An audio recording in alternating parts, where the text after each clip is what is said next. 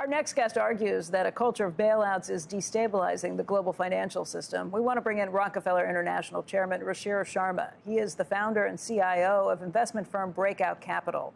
His latest piece for the Financial Times is titled The Unstoppable Rise of Government Rescues. And Rashir, your point in all of this is a fine mess we've gotten ourselves into. We don't know how we get out. Exactly.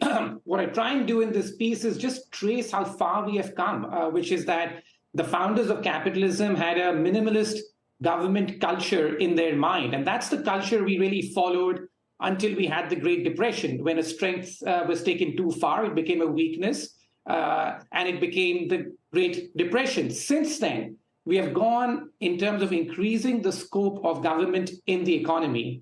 And the irony is this, that just in the 1980s, even though we think of it as a period of unfettered capitalism and deregulation, that really marked the starting point of when you got this rescue culture, when you had the first big bailout of a bank in the early 1980s of continental Illinois.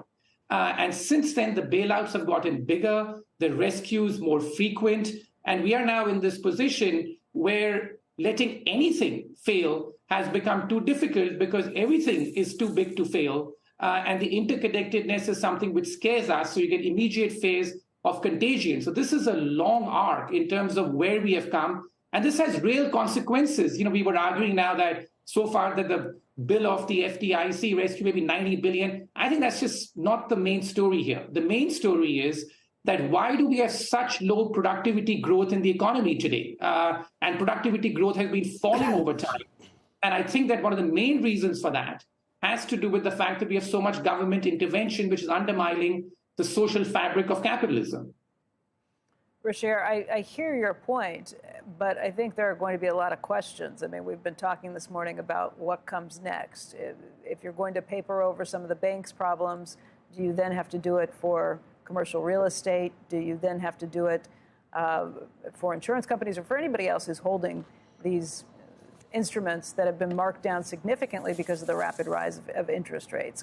I hear your point that it creates a really bad problem. It doesn't fix things. It just kicks the can down the road. But I think the bigger question that people are asking right now is what happens if they don't? What's it look like? Exactly. So I have no doubt that they're all going to be rescued, right? Because there is no appetite for any pain. And there is, in terms of the political consensus is not there to take any pain. So I have no debate. So what should be done and what will be done are two very different issues.